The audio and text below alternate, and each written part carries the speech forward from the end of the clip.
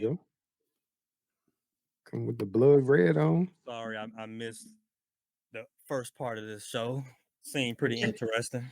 Your camera wasn't working, huh? Yeah, camera had problems, man. Yeah. So, as I stated earlier, unfortunately, I have to leave. But before I left, I first want to congratulate Sampson and the 49ers organization on Hey, man, how many times you going to say bye, man? on a wonderful victory the other night. Hey, man. Stop. Yeah. Stop. Stop or keep on coming, right? Stop. Never give a call. I mean, just Stop it. Stop the stroking game these plan egos, and man. everything they had. And I mean to go up against a very game Dallas team, who stuck strong with them the entire first quarter. I mean, man, congratulations, man, on enduring that wave, that initial rush. Also, man, before I leave, I want to pay my condolences to the Cowboys and the Cowboys Nation. Last week, I bumped into a lot of Cowboys fans who had a lot of not so nice things to say about the Eagles, and I had to remind them they were playing the 49ers on Sunday night, not us. And as you could tell in the field, I don't know if it was the travel to San Fran. I don't know if it was the weather, the fog, or what it was, but the Cowboys sure as hell were not prepared. And last time I checked, George Kittle is an all-pro tight end for a reason. And with that being said, I'm out. Good. Bye. This man was supposed to have been going to work like 30 minutes ago. Yeah. It's all good. It's all right. So, man. Whew. I know it's like to suffer that loss, so I wasn't gonna do no trolling. Oh nah, man. It is all good. Hey, this happens to us yearly. It happens. Yeah. But can I give my take on this real quick? Take your time. First off, I want to say I knew it was going to be a bad night when the very first play of the game was a face mask. Dumb penalties. If you go back to the Arizona game, same thing. How many times? I think it was at least 2 times that the Cowboys forced punts, and then it was a dumb penalty. One was a safety lined up offside, on 3rd and 5. How are you lined up offside when you're covering the fullback, man? What's that? And then another play, 3rd and 5. They try to go over the middle to McCaffrey, and the safety just blows him up for some reason, head to head. Cornerback already had good coverage. Anyway, the defense was exposed. As of now, they are not in the same league as the 49ers defense. I'll say that. I want to give credit where credit is due, though. Brock Purdy was amazing. That throw that he made over LVE's head was just like, wow. Pinpoint accuracy, man. And Cowboys didn't get no rush on him. That was that. We couldn't stop the run. That was that. Now, everybody's talking about Dak Prescott. Dak, man, you got to do better, bro. You got to do better. Year 8, man. Bro, he stuck it up against the 49ers in the playoffs, right? He talks all this week about, he's angry. He's ready. He didn't show me he is ready. Now, I'm going to say this. The play calling and the coaching didn't help them out either.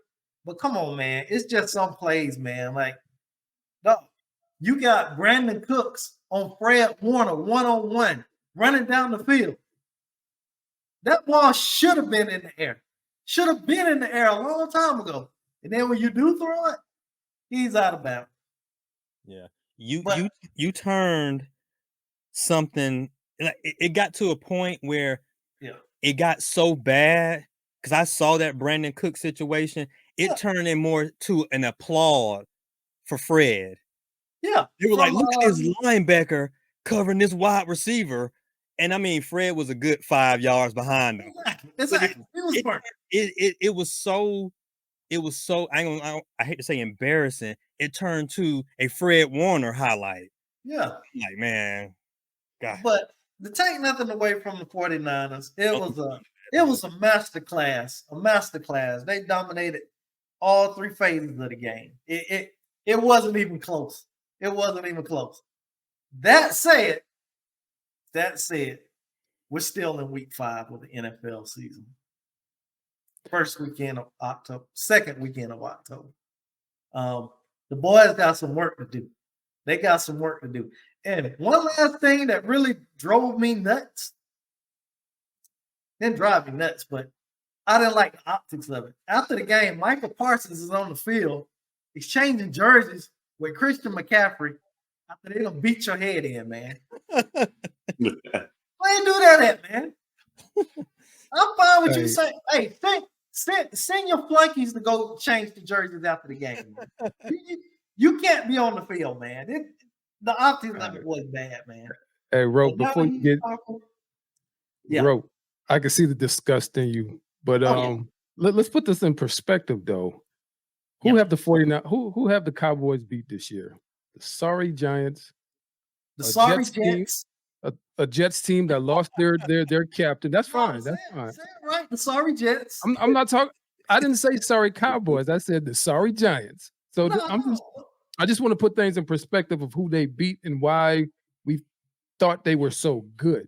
Yeah, they beat 3 sorry teams. I agree with 3 sorry teams. The defense looked phenomenal against those 3 sorry teams, including a New England Patriots team that just got blown out and put a donut on the scoreboard. Back-to-back weeks. So I think it comes back to the delusional state of the Cowboys organization and fans. Are y'all really as good as, I guess, the paper stats say you're supposed to be? Dak, how good is he supposed to be at this, juncture of his career?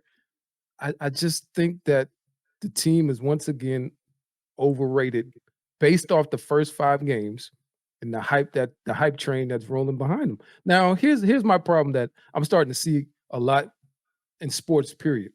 Right? You got these players, they do these interviews. Now everybody has a mic in their face now, right? Now everybody wants to make a comment and give this locker room motivation type things. Oh man, I'm gonna come out here and I'm gonna do this.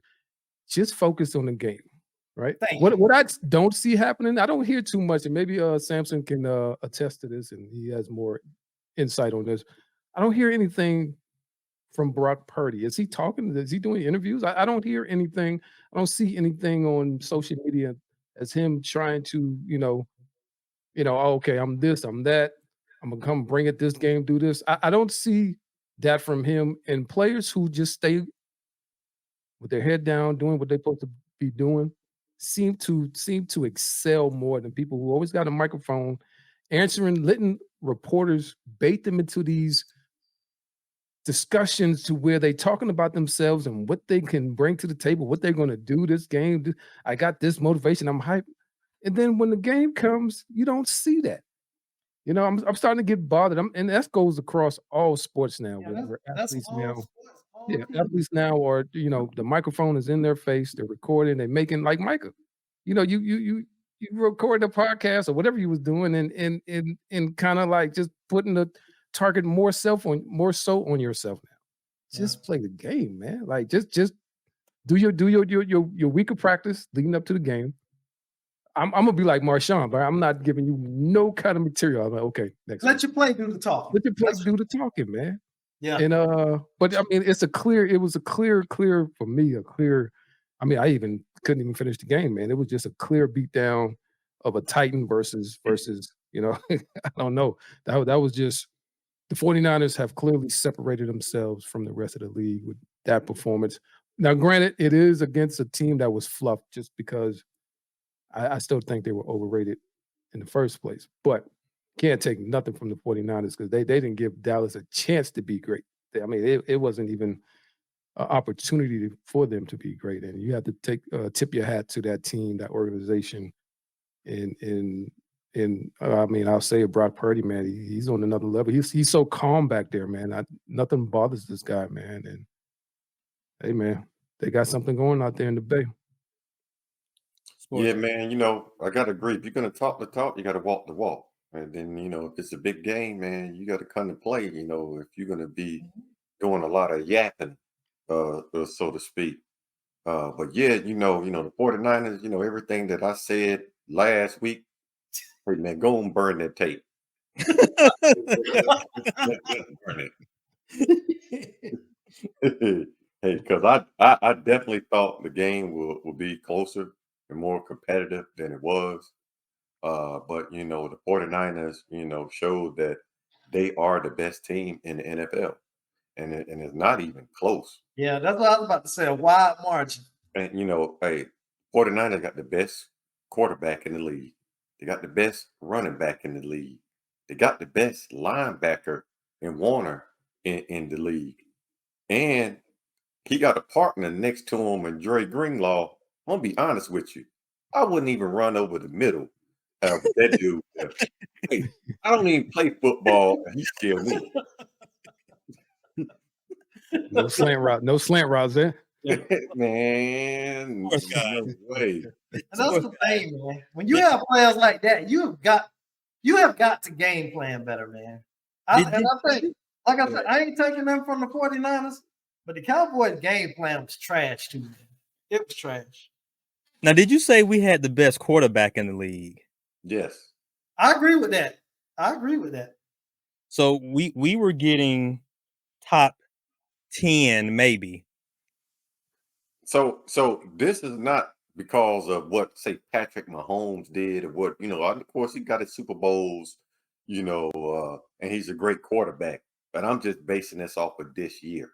So I'm not right now. Purdy is playing the best. He's the best quarterback in the NFL this year. I'll say this. He's the best quarterback in the NFL. Like, I guess the same thing you saying, like right now. Now, still, if you got one game, I don't know if I can go against Patrick Mahomes, but Brock Purdy, man, he's right there, man. His poise. Now, I'll say this too, and Samson, you watch the games more than I do. Does he ever get hit? Because he didn't get hit none the other night. He has taken a couple sacks. Okay. But it's the thing about quarterbacks, and I know it sounds crazy, it's an art to taking a blow. It's an art to minimizing your hits. One thing I will say, Tom Brady was pretty good at it. If he felt the pressure, he just gonna cradle up. You got a lot of quarterbacks that are still gonna fight and still go vertical for the hit and just absorb it all. Anthony Richardson. Man. Go ahead. Bruh. Yeah, Brock Purdy, man. I would say like the last year or so, a lot of you hear the word processing, as it pertains to quarterbacks. Right. I've been hearing that a lot. It means a lot when your quarterback is able to process, know where to go with the ball, make the reads. All that goes hand in hand to keeping yourself healthy. If you can't read the defense, you can't process it. You're gonna hold on to it longer. You can get the ball out quick, right, to avoid those hits and stuff like that. And he's very good at that. Mm-hmm. Yeah. And also, Trent Williams. Like, look, how old is Trent Williams? 36, I believe. Hey, that man still be dominating, like at his age, so it helps to have someone like that, at the left tackle position. But Purdy, I'm glad that he's getting his due right now because he deserves it. Yeah. And it don't hurt that your receivers are getting open for him. Yeah. You don't see nobody around him. I mean, I was like, he was catching the ball. Y'all always talk about, he's like catching the ball every time he catching it. And that's the thing, too, that I like about Brock Purdy. He puts the ball to him, but he puts it to them where they can get it and they can just keep on going. Right. He throws a good ball. Yeah, man. They just in a class of their own. Purdy is playing out of his mind. obviously he's playing to his ability. He has the ability. I mean, it's we looked at, where he was drafted, and I guess we kind of initially thought, oh, we can't expect too much from this guy. I don't know if anybody really expected. I mean, he's at that level. He has some kind of talent, but like sports guys said, the processing that he's doing right now is just it's phenomenal, man. It's you have to put him up there to obviously he has a high IQ. I mean, it all starts with having a high IQ and being able to, like you use that word again, process and go through your reads and know what's there, know what's not. To Samson's point, protect yourself is key. I mean, how good are you going to be if you always injured? Like Robe said, Anthony Richardson. I mean, like you can't do anything for your team if you always on the sideline.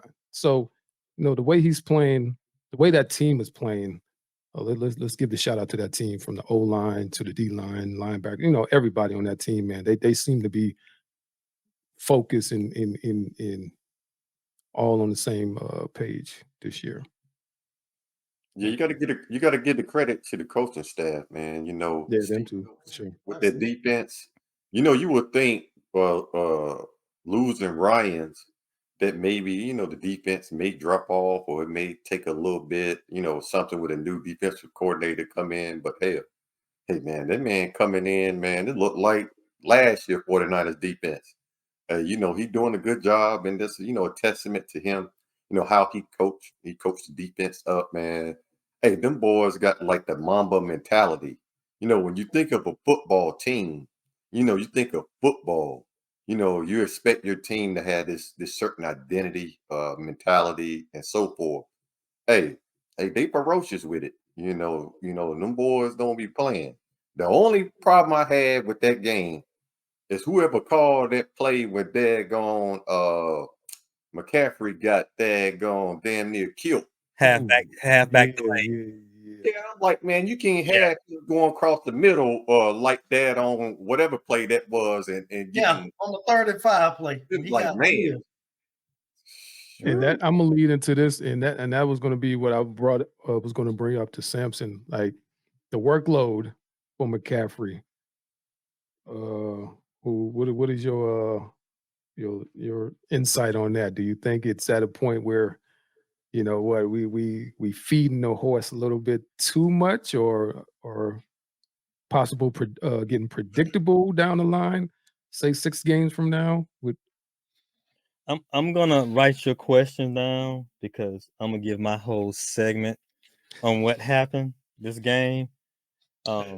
Keep on going with your part. I'm a write No, that. I would try to set you up for the stage, man. But All right, you know here what I we mean? Because that's my only thing about when teams start feeding that horse too much. And I'm right, not. He's a phenomenal player, man. But right. I'm just want to know because we giving nothing but praise and props. But I know as a super fan, you may have some concerns, and I'm just curious if you do. All right. So I'm gonna start off with your question. All these players and these coaches claim they don't pay attention to what people say, don't listen to social media. Bullshit. They do. They do. The whole narrative for the last 2 weeks was you playing Christian McCaffrey too much. You playing him too much. Now this week comes up, Shanahan verbally addresses it. We would love to get him some breaks, but he does everything so well. I think one of the concerns that he had is he just got to learn how to trust. He got to learn how to trust. We have um, a great running back group, a great running back core. Unfortunately, Elijah Mitchell, who is our number 2, he can't stay healthy. He come in the game just to get hurt. And then I think it was the week before practice or the week before this game, he trips and fumbles or trips and stumbles and bangs up his knee, and he's out. So now it's like, okay, we got number 2 down, and we got 2 running backs to go. Well, it just goes to show you that sometimes you can't really look at where somebody was drafted because we have a 3rd round pick Ty Davius Price, who is literally 4th string now from LSU. So they wasted some capital in him, and it just hadn't panned out. Now I will say that we have a great scheme. I don't want to say plug and play. We could pretty much get any you know any running backs and probably produce with Kyle Shanahan's scheme. But we do have the running back by JP. That's his initials, and I will say they call him Little Beast Mode, and he came in and he did his thing. Um, I think going forward now with you seeing, and I'm still not gonna say that the Cowboys were exposed. I'm still gonna give them their props. I think they have a great defense. But I think after seeing what our backup running back did, I think he's gonna have more trust in him. I think he's going to allow him to flourish a little bit more and give Christian a break. I think it was more so of getting in the moment. And I believe that even though you look at all of our games, we scored 30 points, stuff happens quick in the NFL. You can be up 21 and lose by 8. So I think we had one game. I want to say it may have been, I'm trying to think, may have been Detroit game where we were up last year or something like that, and they came all the way back and it was a close game. But even last year, Jordan Mason had some good runs and he closed off a game for the Seahawks for us, like a 60-some yard run. Jordan Mason's the beast. He had a greasy hands earlier on last year, did a little fumbling, but who doesn't fumble? Every running back is going to fumble sometime. Hell, even Christian McCaffrey sat it on somebody's chest this weekend. But yeah, it is what it is. It probably won't happen again. But I think if we can kind of hit 50, 25, and 25 between 3 running backs, I think we'll be good. I don't need to see Christian running straight up the middle. I don't like to see that. Christian is good to hit that outside. Christian is good in those flats. So I want to see that. I want to see your bruisers take a little bit more pounding. Ty Davis Price and Jordan Mason, they're pushing like 225 somewhere around there. Let them get a little bit of bruising because we're talking about week 5 of 17 weeks. I don't want to see Christian McCaffrey getting bruised like this. And it was a play that he got tackled on and his leg got bent backwards. And when I saw that, I was like, bro, this is one play from being done for the rest of the year. I look at I look at one of our cornerbacks from last year who signed with Detroit towards ACL, Emmanuel. What's the guy's name? I think Cornerback. Mosley. Thank you. He tore his other ACL this weekend. Mm. And he just came back. First game back, he tears the ACL in the other leg. You one play away from being done for the whole year. And I know that you can't put a bubble around these guys, but let's be honest, Chris McCaffrey not the biggest back out there. And when they tackle Christian, because he doesn't go down, you're gonna have a pile up. And that's how stuff get twisted. So I'm gonna talk about some points in this game. I'm gonna first go with Dak. He pretty much did what I thought he was gonna do. Dak, I said that Dak was gonna give a interception in coverage, which he did. He had a tip interception, which hey, you can blame multiple people, and then he had a what the hell interception, and that's what he does. He's always gonna have that what the hell interception and a interception in coverage. And I don't see Dak as a franchise. And the sooner Jerry realizes that, the better y'all will be, the better off y'all will be.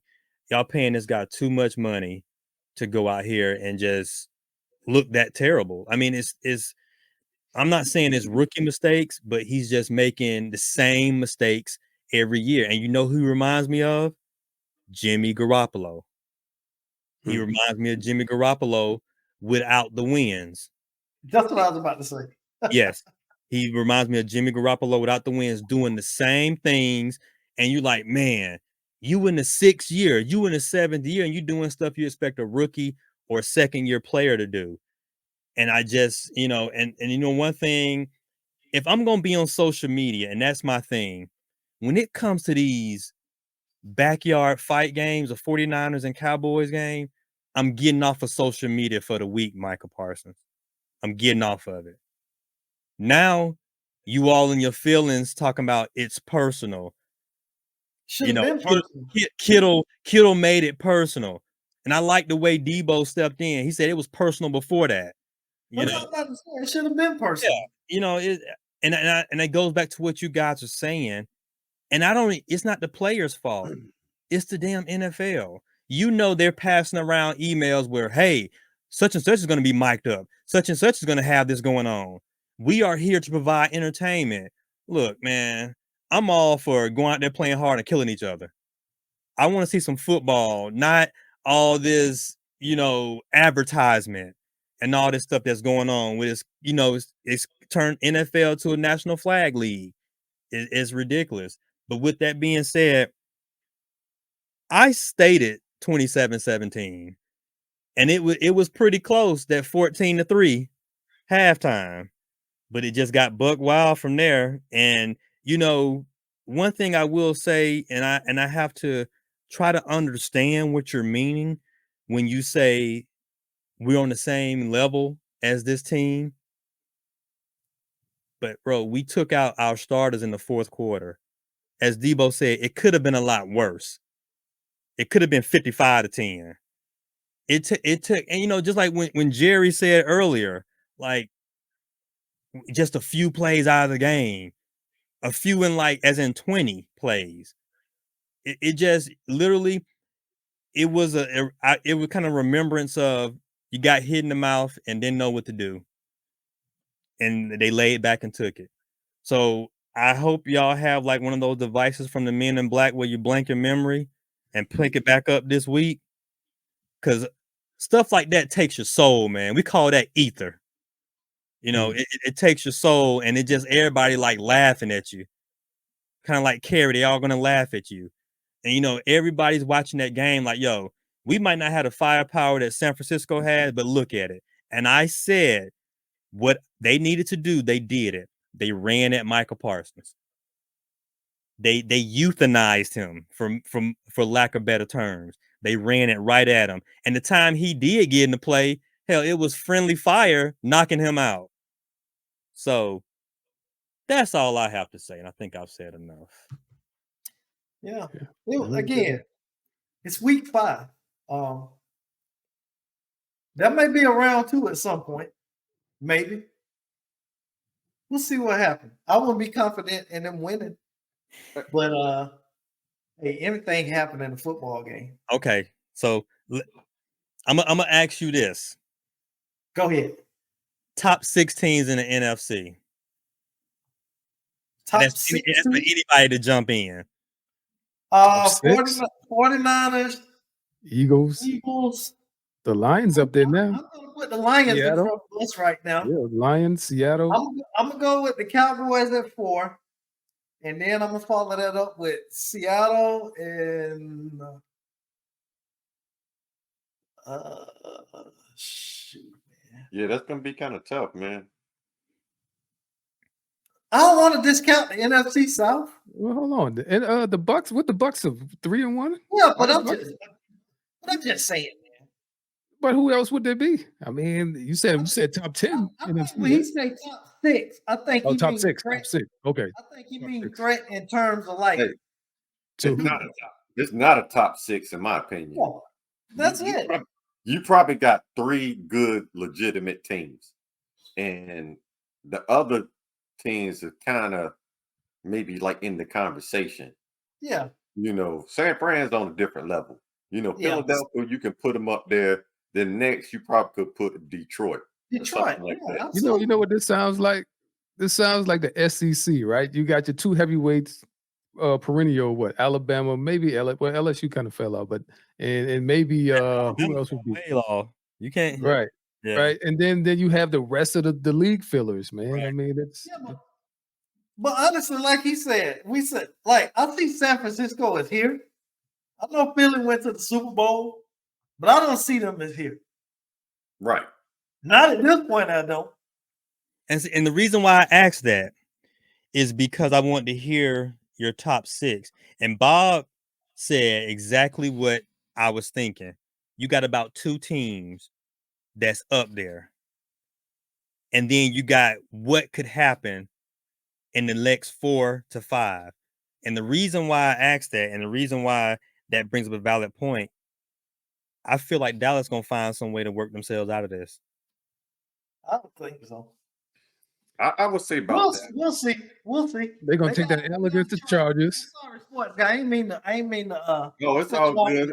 Hey, I know you're passionate about the Cowboys. No, I'm just gonna say they next couple games gonna determine a lot though, because they got the Chargers on Monday, then they got the Rams and Eagles. I want to say.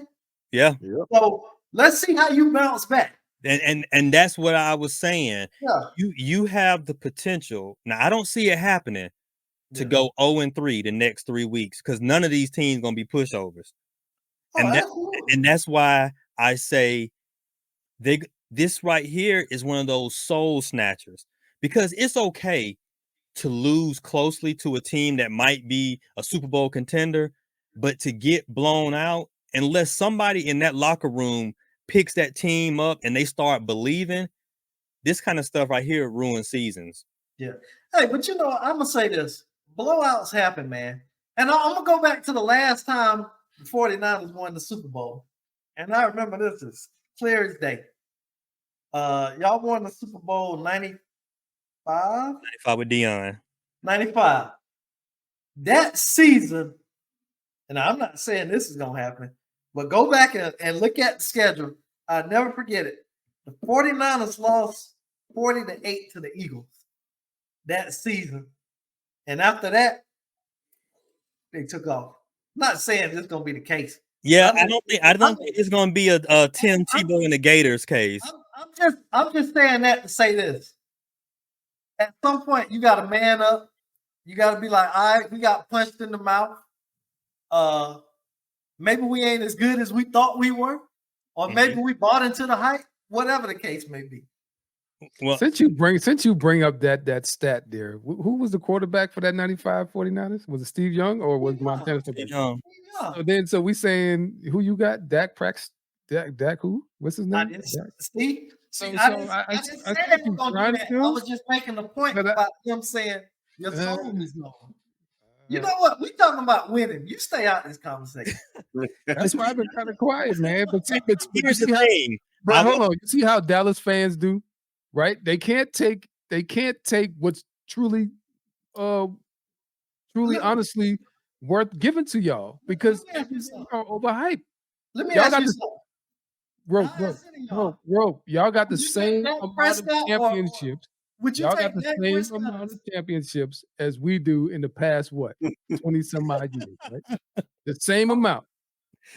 Maybe the same amount of playoff wins. We started on overhyped franchise. You don't think the Jets won like 5 or 6 Super Bowls? Now you being said, bro. They won one with Joe Namath in like now you getting in your feelings because a Jets fan talking smack, right? But let me ask you a question. All right, a quarterback, a team that hasn't had a quarterback in forever. Let me ask you this. Would you take Dak Prescott over Zach Wilson? Of course I would. Okay, that's all I was asking. I didn't say he was trash, but what I'm saying is he's overhyped, just like the franchise has been for the past 20 some odd years. Y'all have had the talent. The Jets has not have nearly as much talent come through that organization as Dallas had.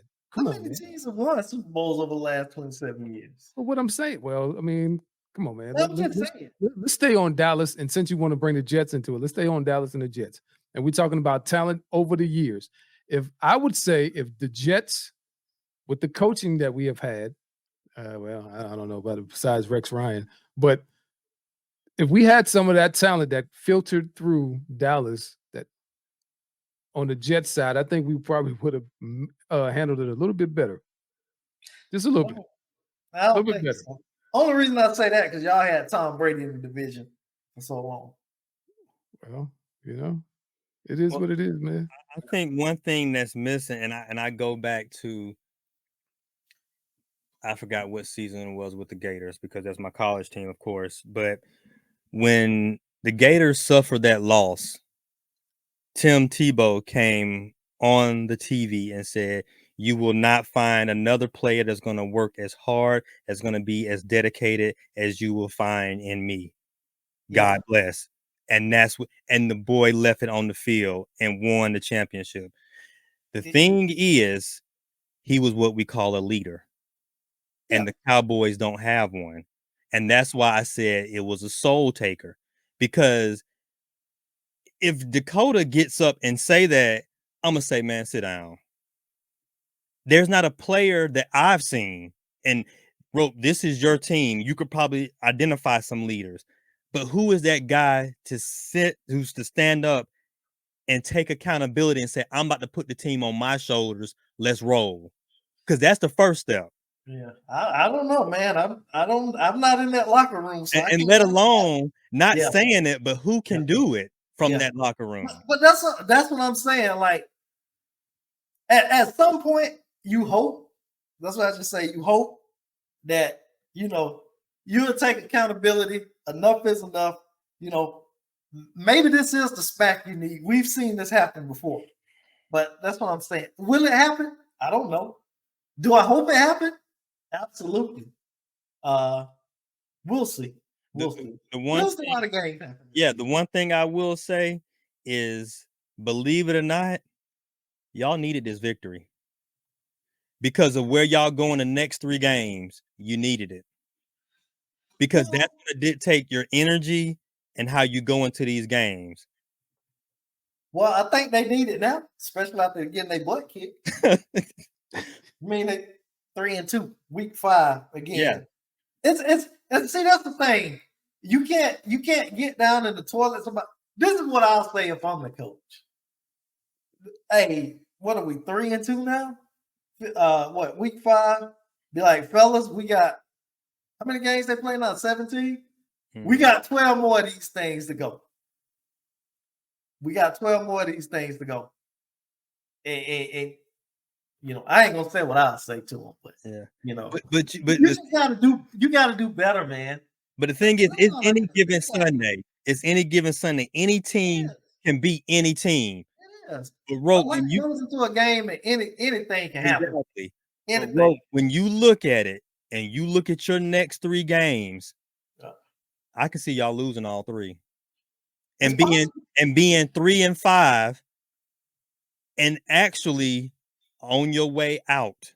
And at the end of the year, it could be Dallas will get a wild card if these other 9 teams do this. Yeah. Hey, anything is possible. You all, I put it this way, and like I said, hey, much respect to y'all. Y'all will not control y'all destiny this year. They can also go out and win these next 3 games. It's possible. I don't even think you believe that. Hey, I want to say this. I do think Dallas is at that crisis point because I was a big supporter of Dak. I ain't gonna lie, but I think Dak had reached a point in his career as you can't win in the big games, man. You can't perform when the bright lights are on. Mm-hmm. This is one of those moments, like in every, say, superstar career, that they had that moment where, you know what, man, I just balled out. Yeah. Even if they lost. Exactly. It was that moment, like, man, Dak arrived, he did everything as such and such. They just wasn't the better team. Yeah. But he continued to write the same script. Yeah. Every time in these moments, man, the interceptions, not winning the big games, stuff like that. So No, it's honestly, it seemed like it came to a point where, you know, it is what it is, and maybe we need to evaluate as an organization if this is the person for us to move forward. Because right now it's about winning Super Bowls. It's not just getting into the playoffs and Yeah. winning the game, whatever. It's Hell, about most teams gonna do that. You know, the Yeah. decent record. it's Hey. about competing with the best teams in the NFL. And if you can't compete with the best teams in the NFL, then I mean, why are we here? Right. Hey, sports guy. Jay, I know we was just talking, but hey, I'm with y'all 1,000% on that, man. Honestly. Yeah. It's year 8. You know, your defense has been carrying you. This is a game where, like, okay, when they fall down 14-3 or whatever, 14-0. Yeah, it was 14-0. That's when he what you said, Samson. Hey man, I got this. Mm-hmm. Defense been carrying us all season. Let me do something. Let me put some points on the board. Let me step in the game. And he had chances to make the plays, but he didn't do it. And you know, I just like sports guys say, hey, I've been supporting him his whole career. Hey, but hey, man, I'm ready to see somebody get to a Super Bowl. I got one more. Just one question. Just Get one somebody else question. up in there. Just one question for you, Rope, specifically, or anybody. Since we're talking about Dak, what was the scouting report from him in Mississippi State? I didn't see him being an NFL quarterback. There was nothing that he showed me in college that said Dak is going to be talked about in the NFL as a superstar quarterback. I mean, maybe I didn't watch too many of his games, but I didn't see anything. Yeah, Mississippi State has the #1 team in the country at one point. Oh, he did? Okay. I just don't recall, man. I just don't. Nothing really stood out. Yeah, he played good in college.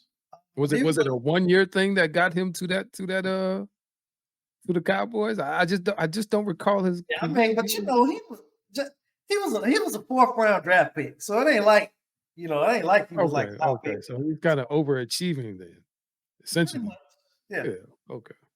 Yeah. I think quarterback position is the hardest position to evaluate, man. We see #1 picks bust, 1st round bust, right. Late round picks excel. So I mean, it's hard to evaluate, man. You know, you scouting department and everybody got to do their due diligence on that. But yeah, you know, the Cowboys got something to really think about this week, you know, and how they're gonna bounce back. So how they play next week is gonna say a lot about the season moving forward. Yeah, I think to piggyback on what you said, sports guy, one thing you can try to give all these tests, but you don't know how quick somebody process something. Right. And that's what it's about in the NFL process. It's great to have arm talent and can throw it from 80 yards from your knee. We all know how that went with Jamarcus Russell. But you know, at the end of the day, it's all about what's on top of your neck. Right. And that's where I think that you can evaluate that. And that's why Brock Purdy was probably passed over, because I kind of look at it like this with like animals.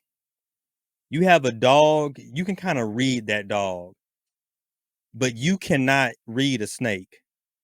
You can look at it in the eye, you don't know what, and I know it sounds crazy, but you do not know what a snake is thinking. You can look at a dog and kind of know if you're about to get bit. And that's the way the NFL is with the quarterbacks.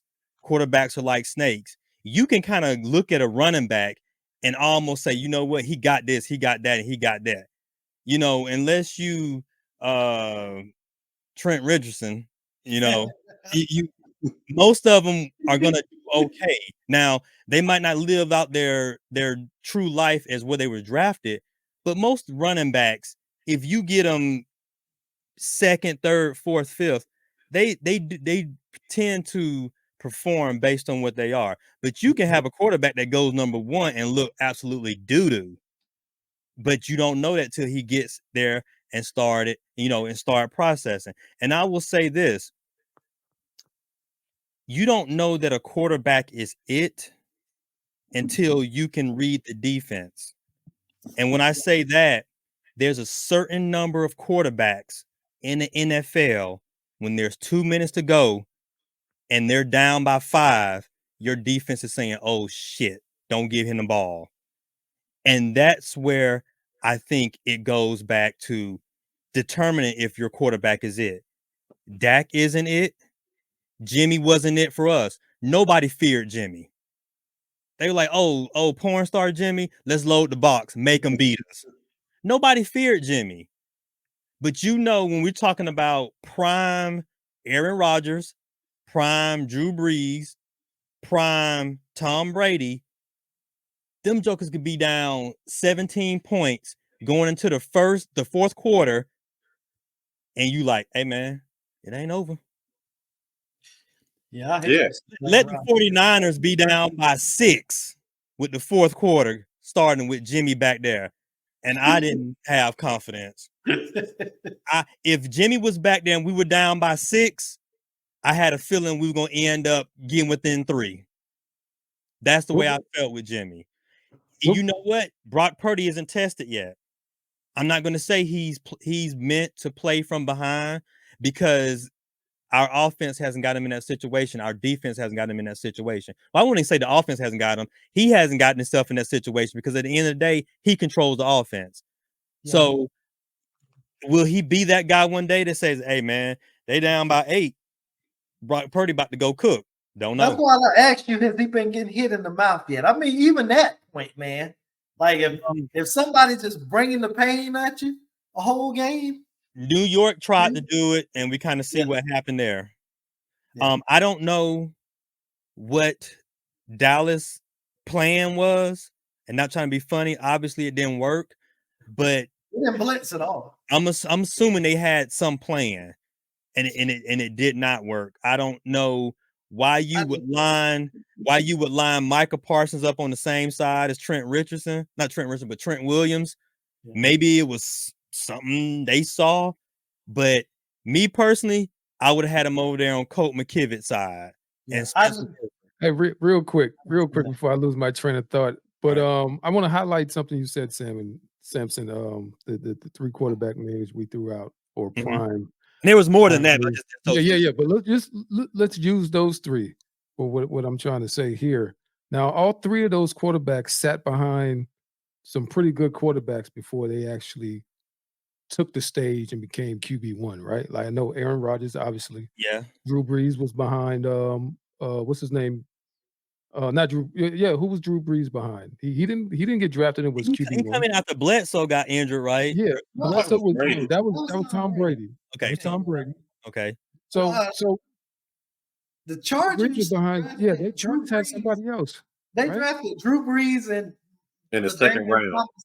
Yeah, but he was behind somebody. They had somebody who was, and then he got hurt too, right? He got hurt, similar to like how Bledsoe got hurt. Not the same injury, but what I'm trying to say is that those QBs had at least somebody to kind of sit behind and pick their brains. Like a lot of these QBs who are failing, especially the first rounders, are expected to come in and be QB1 right off the rip, right?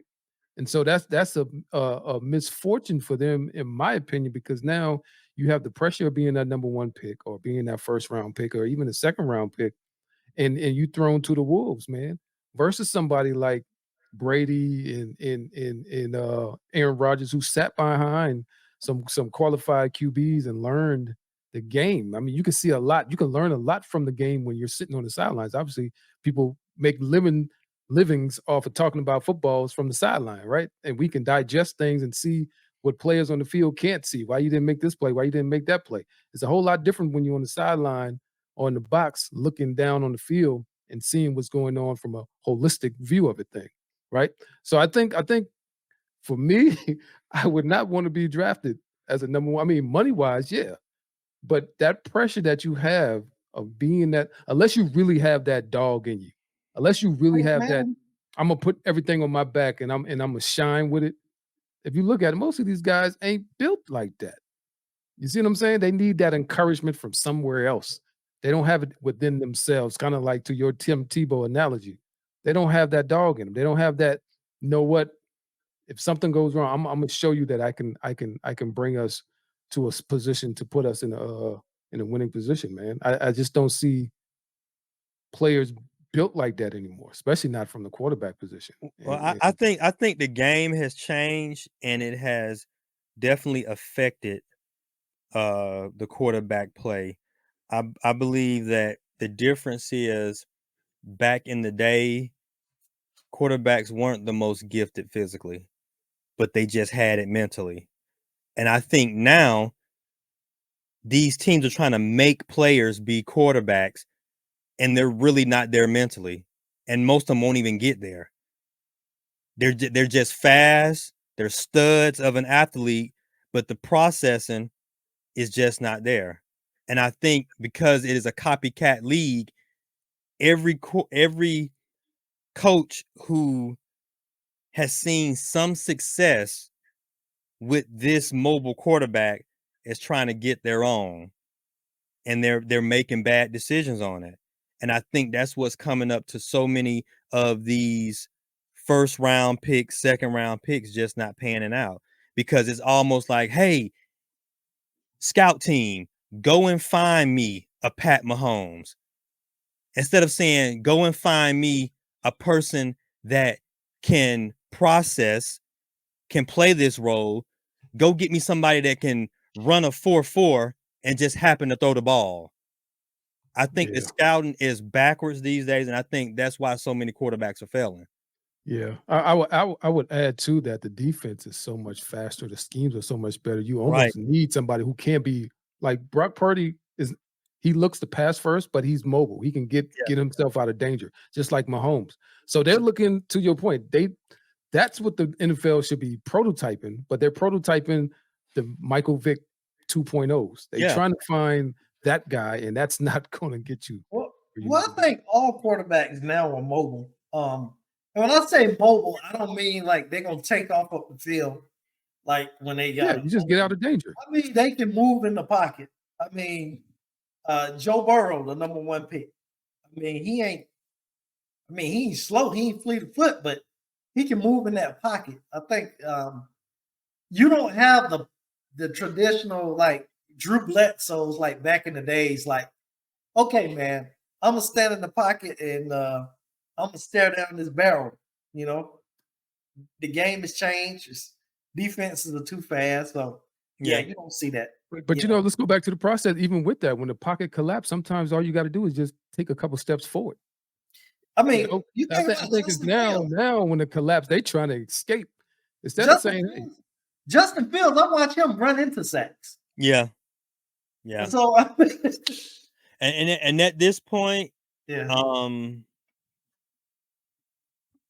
I want to say he's damaged goods, but I think the verdict is out on Justin. he's I, balled the last two games though, man. yeah, Yes, but he had a pretty good game last game." every dog is gonna have his day, but it's consistency.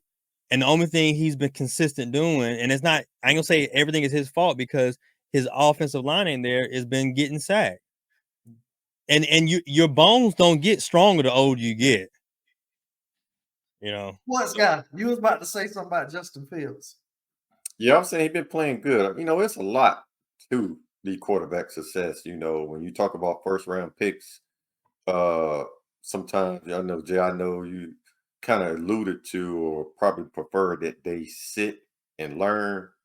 But you know, sometimes you got examples of some that excel, you know, right away. You got CJ Stroud doing it Yeah, right now, you know, and oftentimes these quarterbacks that do have talent first round, they go into a team that lacks a running game, lacks a left tackle, you know, or a number one receiver. Hell, shit, I'm a Carolina fan.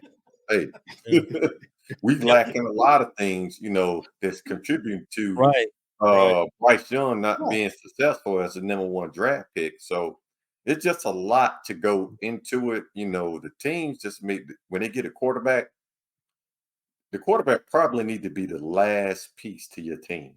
So, you know, you done went out and got you a left tackle, a good receiver, running back, you know, something that so the team, the quarterback could be successful. You give any quarterback 5 seconds back there in the pocket, he gonna pick you alive. No DB can cover a wide receiver for 5 to 6 seconds. Exactly. And then, you know, you get a lot of these coaches, man, you know, they retreads. They do the same thing. You've been coaching 20 years in the NFL. I'm pretty sure these teams know what you're gonna do. Yeah. you So know, so so go ahead. smart guy. To your point. So if you say the quarterback should be your last piece, right? So if you have that quarterback that you high on that draft, that 1 year draft, why not bring him in? And if you still need all those pieces, bring him in, allow him to sit to whoever behind whoever you can throw out there. It don't matter. Just let him just sit him, let him observe the game from the sideline in some kind of way, hope that that can nourish some kind of processing, some kind of better understanding of the NFL game, and then get him in there, say year 2, year 3, instead of just you I'm trying to go off your points you made. Like, he I doesn't think have this, he doesn't have that. Okay, so sit him. Don't throw him out there to the wolves. He's not it doesn't appear that he's going to be learning anything from being out there so right now. So it's like, okay, oh, cool. Let's accept the fact that we drafted him to number 1. Cool. Let's go ahead and sit him, or at least give him some time to look at the game from a different perspective, right? And then maybe week 12, get him back out there and see what that can do for his confidence, what that can do for the team. I don't know, man, but I like, to your think point, man. No, I go would ahead. say this to us and to probably a lot of fans and so forth. That's probably the logical thing to do. But what you got owners meddling, you got the media, you got all these different pressures that say, "Hey, man, you need to play that number 1 pick." Your backup may suck, So, and if you lose 5 games in a row, hey, they're like, man, what the heck? We might well see what the rookie got.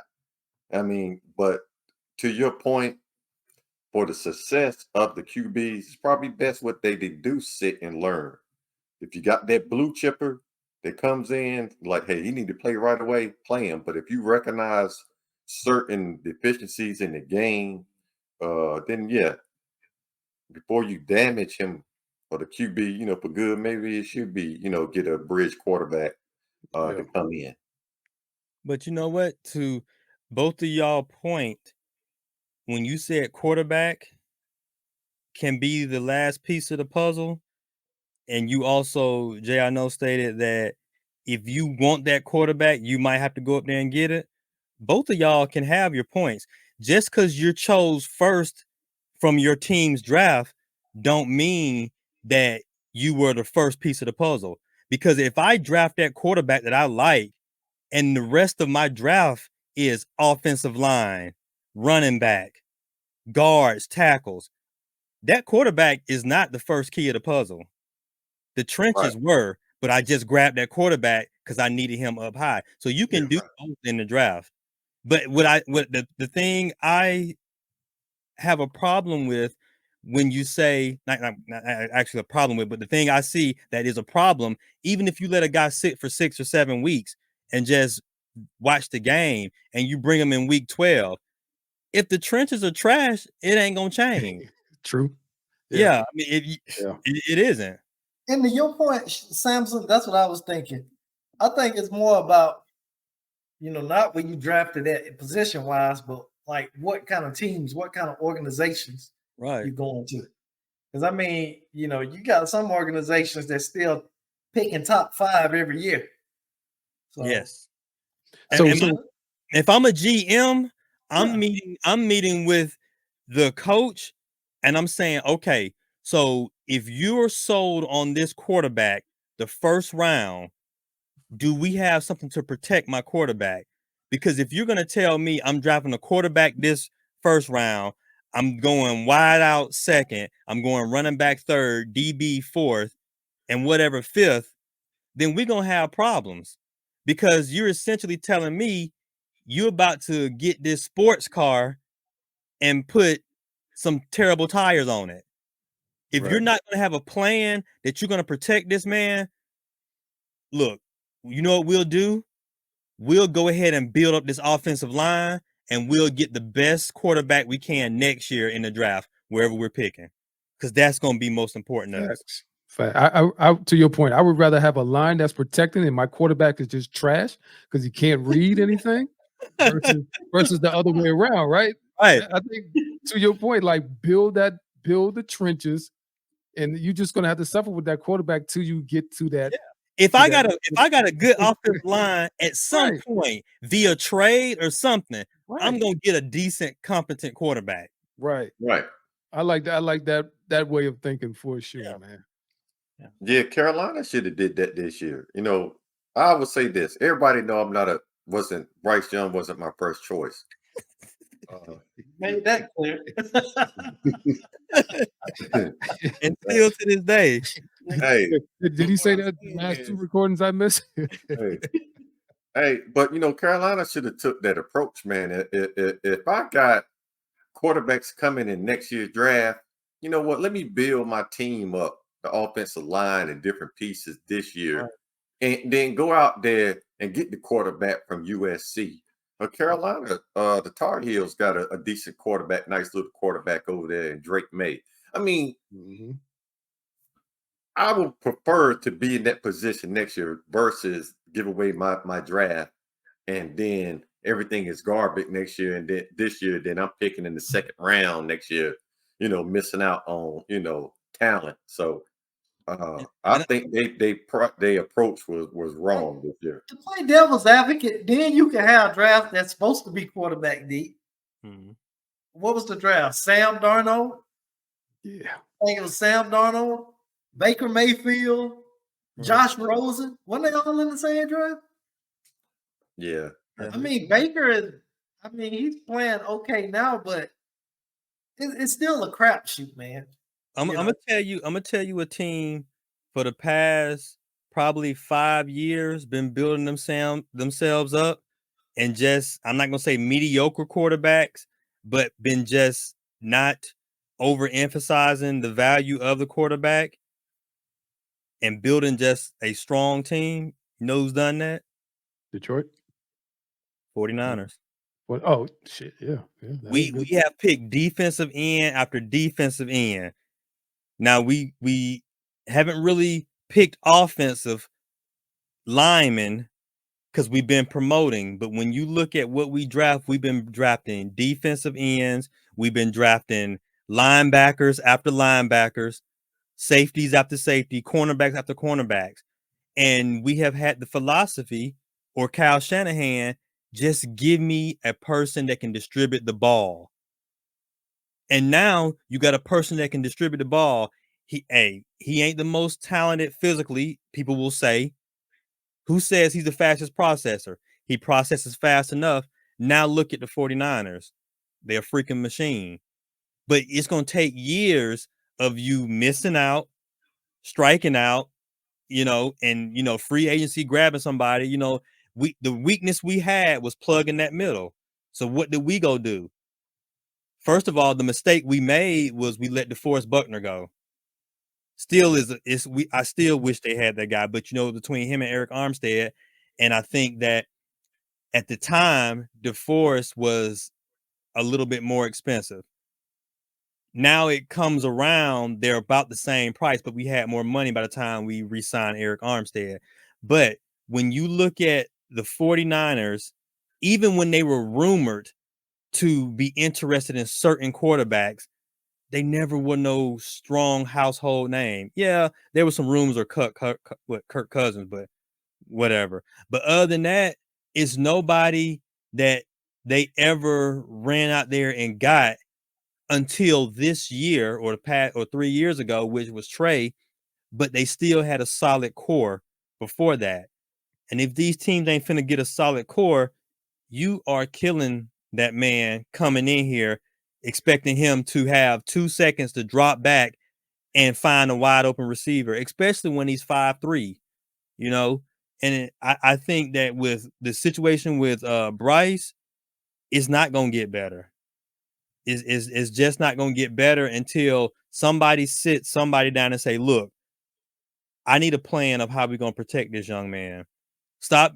I don't want to be rumored we're going to get this wide receiver. He can't see him to throw to him because he's pressured. He's hit. Right. I don't care who you have out there running go routes. If you can't, by the time you drop back, you getting hit, it don't matter.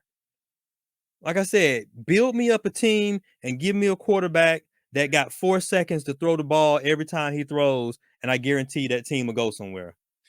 So here's my question: what team in the NFL, the 32 teams, I guess the bottom half of that, like who would be willing to commit to that philosophy or that theory of you build the core, especially the trenches, pass up on a couple years of top name or hype QBs, first or second rounders, and just really build up your line, get 2, 3 guys, what I'm saying, in the draft a year for your linemen I'm and really put them to the step like, okay, we got somebody that can be we got a protection now. gonna tell you somebody that did that. As much as I dislike them damn Eagles. They did that. They got hurts, yes, but they still got that solid offensive and defensive line. If they still had Wentz then though. Like Wentz was still, they got Hurts in the second round, so they didn't really I don't know. He was serviceable. Wentz was serviceable. So you're like, hey, we got a serviceable quarterback. Let's build around him. Yeah, but yeah, to your point, yeah, that the focus was on the offensive lineman. Detroit did the same thing. If you look at Detroit line, man, hey, they be mauling people. Yeah. And they spent a lot of top draft picks on the offensive line. And then they went out, and traded for a quarterback, get you running back, receivers and stuff like that. Yeah, hey, they focus on the D line with Hutchinson, who's been playing like an animal and stuff like that. So, I mean, they doing it the right way. But a lot of those teams should take on that type of philosophy. Unless you got someone that's a can't miss, so to speak. Yeah.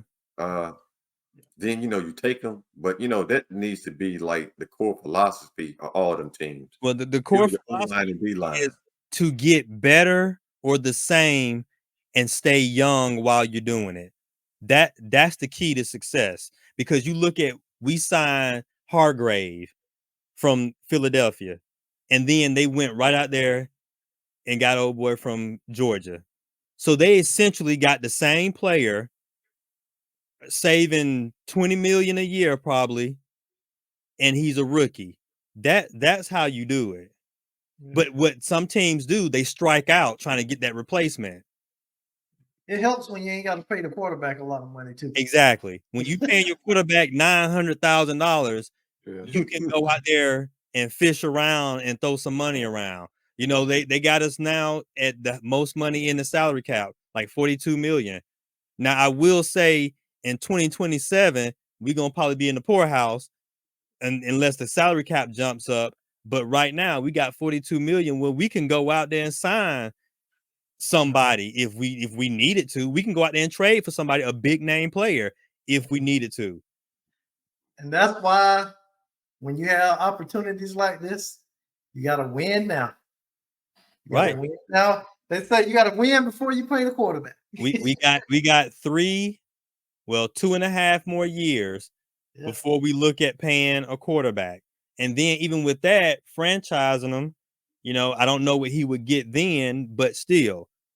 Franchise tag in 2 years probably gonna be about $60 million. All right. What is it now for a quarterback? Like 40 something? I would be sick to my stomach if we went on the 4th year from paying Brock $970,000, and the next year we couldn't strike a deal, and that man got $40 million the next year. Hey man, you gotta pay that man. Purdy to get his money, man. No, I'm not saying couldn't. Give that man his money. I would be sick as a dog going from $1 million to 40. Yeah. Hey, you know what? Spoiled. This just kind of make me think about one team in the scheme of all this: the New England Patriots and their sharp decline to where they're at right now. We're gonna have to give some time talking about this team and in that whole philosophy they had, going when they had Brady and how they brought players in, moved players, traded players. It was Brady though. Brady was taking those cuts. Right. Yeah, but you see, that's the thing. These quarterbacks don't have that mentality no more. It's me, me, me. Yeah. Brady was like, "Look, man, I want to ring another ring. I want to keep these bones healthy. My wife making 60 million a year Right. in magazines. I can Yeah. take 14." I And know. y'all, Hey, Bob Kraft gonna give me that money under the table. exactly, Right. exactly. When we had that party, Why would you do that if you're an owner, man? yeah, when we had that party on the yacht, when we had that party on the yacht, that briefcase just gonna happen to roll up in my room. Right. But you can give me $1 million in front of everybody and give me 25 million in quarters. I'ma take it. Fuck yeah. And you know what happens. Them little brown envelopes, oh, they come around. Yeah, I think with New England, man, they two things. I think that they poor drafting finally caught up to them. New England always drafted somebody that you'd be like, man, who the hell is that? Yes. They thought they was outsmarting people, Yeah. but at the same time they had Tom Brady. Sometimes great players can bail you out of bad decisions. And I think Tom Brady was one of those players where he can cover up your mistakes. And so that's what he did for New England. And so once Brady moved on, hey, you ain't had nobody else to cover up for you no more. When you think about it, in the last 12 years, who is a stud that was drafted by New England? I can't name it. Y'all know more football than me, and I know I can't name it. I absolutely cannot name one. Yeah. Yeah, because it ain't been one. Right. Yeah. That was just not their philosophy, man. But well, like first sports thing guys say, it's catching up. Always picking number 31 and number 32. They always picking at the end of the draft. So. Right. That is true, but still. But yeah, even if you pick a number 1 at 31 or 32, that's still equivalent to a high second round pick. So you still be able to find a stud. Like I say, they got poor evaluators. Yeah, I mean, I'm sure they got somebody. Who are they draft? I'm waiting. When they draft Gronk? Well, okay, we'll give them Gronk. I can't. Oh, and the other one, I mean, how that went. Yeah, we want to talk about how that ended. So yeah, most of the players they always acquired like via trade or yeah, something like that. Exactly. And I think that they were a case of we gonna be smarter than everybody, and we just gonna show up at the draft and put names in the hat, and that's who we gonna pick. And to what sports guy said, I think their lack of drafting has caught up with them because they don't have a single player. I mean, you got Mac Jones, who the only name you recognize now, and he's not good. So I'll ask y'all this. I know we're running up against it. Yeah. Is Bill Belichick overrated? Was it Tom Brady? I think it was a little bit of both. I mean, I think they meshed, they gelled, they built something. I mean, you can't discredit either one. I mean, obviously Brady won without him, and Belichick hasn't won with Brady. So I mean, Brady gets the edge on that. But I think for that time, that reign that they had, they needed each other. I don't think. Yeah, I think they need defense, right? But I believe they could have had Joe Dinkelmeyer at head coach with Tom Brady, and they probably would have had at least 3. I'll give him credit. Bill was a defensive genius, though. Those Patriots defense were always stacked for the most part. But then you look at his coaches the coaches that came from under his umbrella. I mean, that accounts for something too, man. I mean, but the coaches that left him didn't do nothing. Well, I mean, why they were there, right? Why they were there? I mean, Hey, sports guy's favorite coach of all time, Romeo Crennel. I think a lot. I'm gonna say this: Bill Belichick. I don't think he overrated, man. And what he accomplished. There's no way I can say he's overrated for what he's accomplished. I think he's just probably one of those kind of stubborn type of coaches that don't adapt, to the new NFL, so to speak. And how they playing. Say RPO or he just kind of seemed like he just got his old fashioned type of offense, Yeah. Hey, the Patriots gonna come out on Sunday in leather helmets. Yeah. Outsmart people and all this other stuff. Like, you got to change, man. New England, they kind of remind me of the Kmart of the world. They were the latest and greatest and just never updated their face front, and they just fell behind. Add And the league has caught Blockbuster up to with them. that too. Huh? Add Blockbuster Yeah. to that too. They just won't change. They didn't want to accept that change. It just caught up with them. Yeah. I always use them as an example, Jay. Blockbuster. Blockbuster, yeah. You can add Kodak to that too. I used to work for Kodak, and they thought film was going to be forever. Right. That digital camera took Kodak out. You gotta adjust. I mean, that's what you have they to say. You adapt, gotta man. adjust or get left behind. Yeah. Yeah. All right. So I think we done hit everything. We done talked about these Cowboys enough. We done talked about the 49ers enough. We done talked about the quarterbacks enough. Let's see what happens in week 6 coming up. So who do we have in week 6? Some interesting games. Let's see what we got. Hey, I got one game that shit. Hey, how many points did Miami score? What I'm gonna have to put a sensor on the beginning of this. What game you saying, man? Hey, the one where they played Denver, man, when they scored like 100 points. Oh, the Dolphins. Yeah. Hey, they played Carolina this week, man. So Ooh, Miami. Carolina this week. Miami played Carolina. Oh, where y'all play at? So the game should be in Miami. yeah. Oh, it is. Man, It is hey, Miami. man, they could be like 60 points that game, man. Mm. Say somebody getting fired after that game. I'm looking at the schedule. Hey, Bucks and the Lions playing. Jets and Eagles. Where Kenny at? Yeah. Seahawks and Bengals might be a decent game. The Cardinals and the Ram is a win-win for me because they the same division, so somebody gonna suffer an L. Hey, the 49ers are coming to play at 1:00 game at Cleveland. Yeah. And I didn't even know, just stat-wise, Cleveland got number 1 defense in the NFL. Oh yeah, their defense been playing pretty good. Okay. That's all right. We'll be all right. Oh yeah, you ain't kidding. Jets versus Eagles. Yeah. This week, I'm JETS. Jets. Hey, thank you. We need all the fans we can get. Love that upset. I just want y'all to win. I think we can get it. I think we can get it. And on real, I'll say this before we go. The Jets, they played decent ball. Zach Wilson, he's been okay. He's just been having that one mistake or whatever. But I'm glad that they beat Sean Payton. Them. Yeah. Them guys are talking all that trash, man. As a coach, man, you can't talk about another coach like that, man. Right. Yeah, man. Especially when you just replaced them. Revenge is a dish best served cold, man. And yeah. I'm glad hey, we got Robert Saleh, he came out. He said, he told Sean Payton after the game to stay humble. He said, stay humble. And they said that game was personal. All right. Yeah, So go ahead. No, I don't have none. I'm good. Real quick.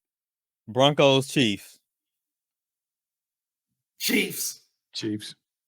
Ravens, Titans. Where they playing at? Oh, London, ain't he, or somewhere? Oh, neutral? Yeah, I'm going to go Ravens. Early. Hey, man, you want to pick the Ravens, but sometimes the Ravens, man, I don't know, man. It depends on which Lamar show up. Right.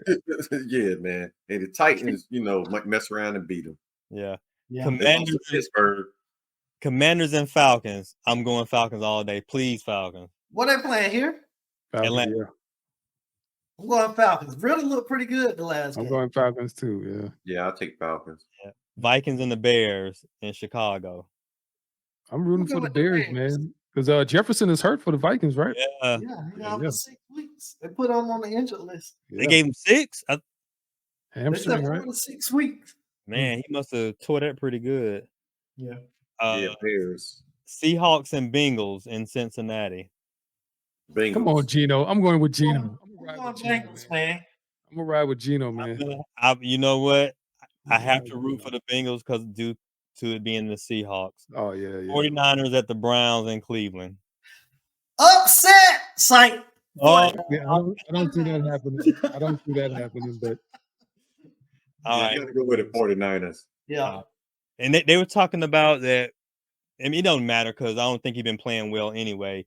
Deshaun is probably not going to play. Oh yeah, he's been out. Yeah, Saints and the Texans in Houston. I got the Saints. Yeah, the Saints defense is playing outstanding. So I'm gonna go with the Saints. I kind of like the Texans. I'll go with the Texans since y'all picked the Yeah, Saints. I like the Texans on that. Hey, we need to start tracking our record Right. at this segment. We'll start that next week. Little bottom with the boxes. Yeah. All right, Colts and the Jaguars in Jacksonville. Ooh. I'm gonna go with the Jags. Yeah. I don't know, man. Moss is running that big ball, man. Zach Moss is running that ball for the Colts He right is. now, man. Yeah. That's the hard one, man. You know, Yeah. like I say, sometimes it depends on what Jaguars team is gonna show up. Right. Yeah. Because ETN has been doing nothing for me, and then he want to go get 37 points this week. I'm gonna go with the Colts. Yeah, I'm gonna go Colts on that one. I'm going Colts. Yeah. I went Jags. Well, I know who's gonna go for who on this, but Panthers and Dolphins. Now, no, okay. We won't say who you're going for. We're going for who's gonna win the game. Look, I'm going with the Dolphins. And I would say this. When we're young, we're fanatics. You know, we're going to root for our team, support them no matter what. As you get older and understand the game, you kind of go with, a different perspective. So, although I'm a Panthers fan, they're going to lose this game. All right. Reality is now, Bobby. I think it's unanimous. Now, Bobby, it's any given Sunday, but will it be a blowout? Yes. And look, we're down. Last game we started a rookie cornerback. I don't even know if he was drafted. You had Henderson on the other side who's been getting burnt last year, like right and left. So you got a safety that's out, started safety that's out. The running game, the run defense has been, as Meach would say, porous. So on top of that, the running game, and then you got the Cheetah and Waddle out there. Yeah. Man. Okay, Bobby, let me put it. Let me put it in this perspective. The point spread is 13 and a half. Jeez. 13 and a half. Get those type of point spread. Hey, the only thing I can see that's helping y'all is Dolphins are down a running back from what I read earlier. Mostert? No, the rookie. Yeah, the rookie. No, I'm just saying Mostert can come in. Oh yeah, yeah. Trust me. I'm just trying to give y'all some type of hope because he's been better than Mostert in the last 2 weeks. So, all right, Patriots at Raiders in Nevada. I'm gonna go with the Raiders. Patriots have scored 3 points over the last. Hey, if the Patriots don't score this game, something gonna happen. I don't know if somebody gonna get fired or come up missing, but one of them gonna happen. Let's see, Lions and Bucks in Florida. That's gonna be a good game. That's a good game right there. But I think the pressure is gonna get to Baker, and because he processes too slow, that's gonna be the deciding factor in that game. I'm gonna go Lions. I'm going Lions. I think they're on a good little way. Yeah, the Lions defense, they pass rush. Tampa Bay, they don't even have a running game. So I think the Lions are gonna eat. Baker Mayfield's not somebody that's gonna stretch the field. So that's gonna play right into the defense hands of the Lions. So do they have anybody besides Mike Evans? They still have Godwin. Yeah. Okay. They don't have a tight end. They got no running back. I mean, yeah, Detroit. Cardinals at Rams in California. I'm going Rams. Yeah, I'm going with Puka. I'm gonna go Cards just because. Cooper Cup was eating the Eagles, man. Yeah, he was. It was running the same slant. Man, let me tell you, Puka has 8 every game he's played. It's just a matter of did he go back for seconds. That dude has 8 every game, including us. Tore us up. Eagles versus Jets in New Jersey. Hey, I'm not just saying this because I hate the Eagles, but I'm going with my boy Jay I know in the New York Jets. I'm gonna go with the Jets just because we riding on a wave where I think Wilson is trying to get up that hill and beat a quarterback, and I just think that this will be a signature game for us since we missed out on a couple signature games this year, and I think this will be the one for us. It Bring would, bring the Eagles Nation down to humble a little bit. it And would be plus, a it makes sweet, for a good podcast. yes, it would be For a sure. Now For sure. I guarantee you, the Jets win. Watch somebody get called back into work. I guarantee you, somebody gonna get called back into work about 7:30. Guarantee. Hey, I got to go with the Eagles, man. Because Carter has been playing great as a rookie. You know, what's the other defensive line we got from Jordan Davis? Yeah. They kind of stopped. So I think they're gonna force Wilson to throw the ball more because they're gonna stop the run. And when that happens, I think it's gonna be trouble, for the Jets. So I'm gonna Yeah. go with the Eagles. I would love for the Jets to pull it off, but I really think the Eagles are gonna win the game, and Zach will be back as little Zachy come Sunday night. Damn, think- no hope for Zach. I retired that thing. Man, I'm telling you, every game I watch these dudes, they sneak it out, man. I hate them. I hate the Eagles, bro. They sneak it out every game. Giants and the Bills, of course, in New York. Bills. Yeah. Yeah. And on Monday night, Cowboys and the Chargers in Cali. Bounce back game. Okay. Cowboys. I'm going Chargers, man. I think to Samson's point earlier, man, I think that 49ers defeat has deflated that something. It's deflated a tire on that car. I say this, if y'all lose to the Chargers, and I'm not trying to speak it up, the best y'all will go is 1-2 over the next 3 games. Mm. That was, and I said that the 49ers was a must win. Hell, this one is a must win. For sure. You got a strong 3 games. Yeah, I'm gonna go with the Cowboys, man. I think when you lose the way they lost and on TV, you come back with this hunger and motivation. So I think that's gonna be the reason why they win. I don't think Austin Eckler is back yet either. I know he's been hurt and out, so I think the Cowboy defense is gonna be hunting a little bit. The only weakness they got wrote, you can say, I know Bender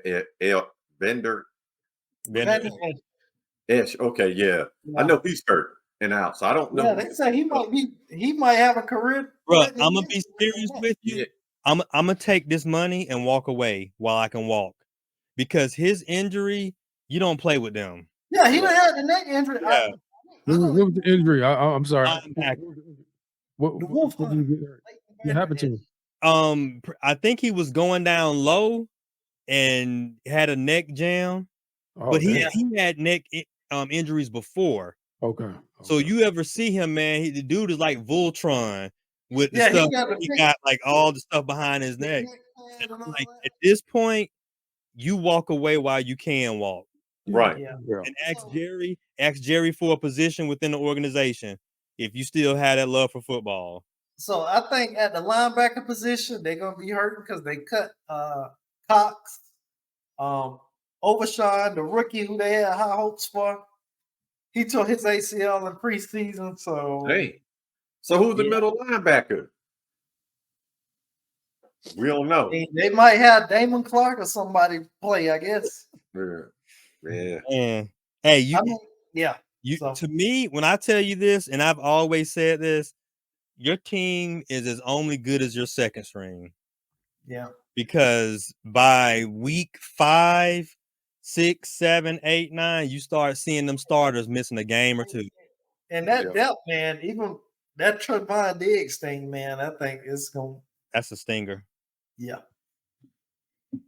They might want to go ahead and give up some of that draft capital, man. See who they can get from somebody. Hey! I've been hearing the Broncos been talking about Patrick Surtain. Hey, I'm sure. I'll do it in the New York Minute. Hey, I'm sure Jerry Jones can make one of them briefcases show up in the trunk. Hey, we can give you $5 million, but I'm gonna put 10 in this trunk. You go pick up this Audi over here in this alley. Yeah. Keep your car. Yeah. So, but yeah, it's like I said, man. You're everybody gets hurt. Everybody, man. I'm gonna put it like this: after week 1, everybody got a ding dong.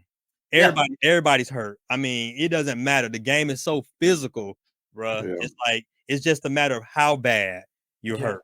And when you play physical like these guys, like Debo, who try to run through somebody, man, you in ice baths every game. It's just a matter of how good you feel the next game. Because when you look at the contact and just little things we do, hell, we get out the bed, twist the ankle, and we're like, man, you still hurting 3 days later. So imagine somebody hitting you over and over and over. Yeah, I think the NFL have reached a point where they need to seriously consider expanding the 53-man roster. I agree. To give teams more depth. NFL is all about player safety, man. That's why they schedule games on Mondays and Thursdays and all that stuff, and man. Use turf.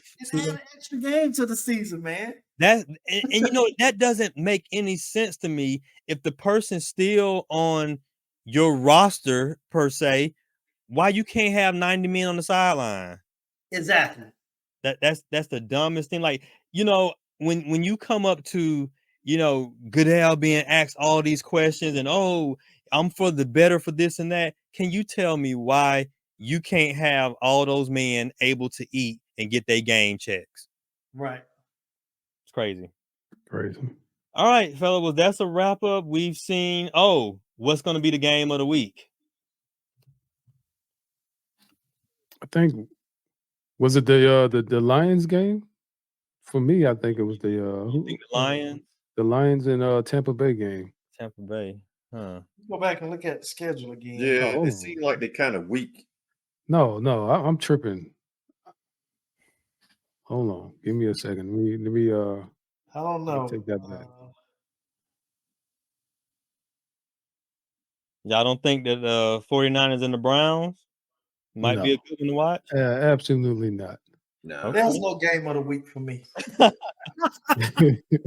I mean, for me personally, yeah, the Jets and Philly, but realistically, probably maybe Seattle, Cincinnati.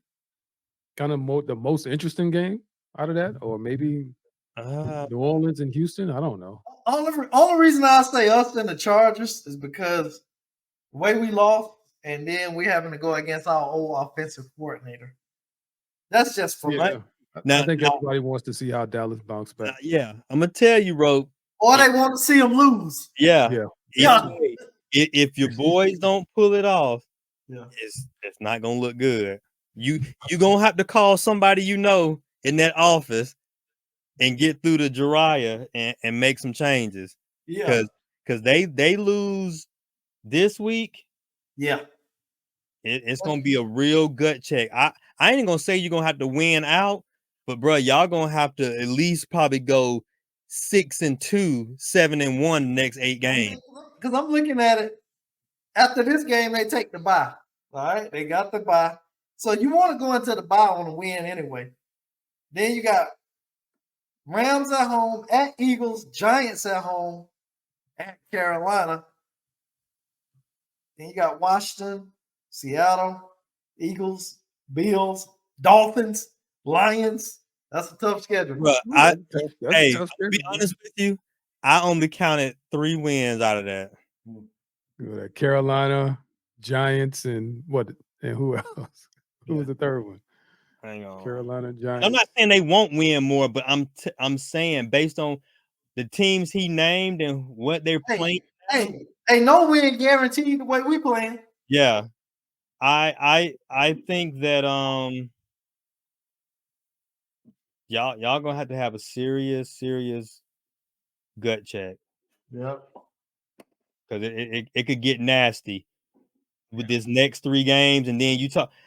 I'm interested to see Miami and Dallas, man.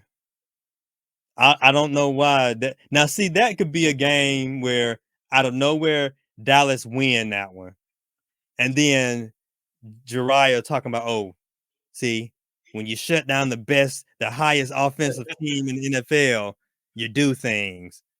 I could see them winning that game for some reason, but stinking it up the other games. And I'm still trying to find because, and this is the thing, it's bound to happen. We're gonna toss some game that we're supposed to win. Let me check out the 49ers. It's gonna be one game that I'm gonna be like, man, see, we shouldn't have even lost that one. Oh, I'm sorry, I don't see it. Never mind. But I still think week 13, that Eagles game, that's going to be a telltale. We still have problems with mobile quarterbacks. We still might catch trouble with Baltimore. I don't know why, but we have problems with mobile quarterbacks. When you look at who we got remaining, I don't want to look up and say we'll split with Seattle, but realistically, that could happen. Seattle plays us tough all the time, and we could go to Seattle and I hate to say it, we lose a player every damn Seattle game. You got to throw out them division games, man. That stuff is Yeah. Those are the teams that know you, man. So yeah, exactly. I mean, that's why we like 8-0, 9-0 against the Rams because we know them. But yep, so we'll see what happens. We'll see what game turns out being the game of the week as of Monday, and of course, we'll have another great segment on Tuesday. Either way it goes, it'll be Rope talking trash saying we back, or or Rope walking in the kitchen to the trash can in his long johns, throwing away his jerseys. Like I don't have no current player jerseys, so I won't be throwing them away. yeah, it's gonna be interesting, and hope we get K Riles back. Like I said, if they suffer the defeat, he gonna have to be there. He's gonna have to, because he's gonna have to get these words. Hey man, it's gonna be your segment. I'm gonna take it over too, bro. I'm looking forward to it. Please, I'm gonna give an intro and a welcome, and I'm going on mute. And I'm taking over. Trust me, you ain't gotta worry about that. All right, fellas, it's been a good one. We're gonna go ahead and wrap this on up. We're out. All right. Yeah.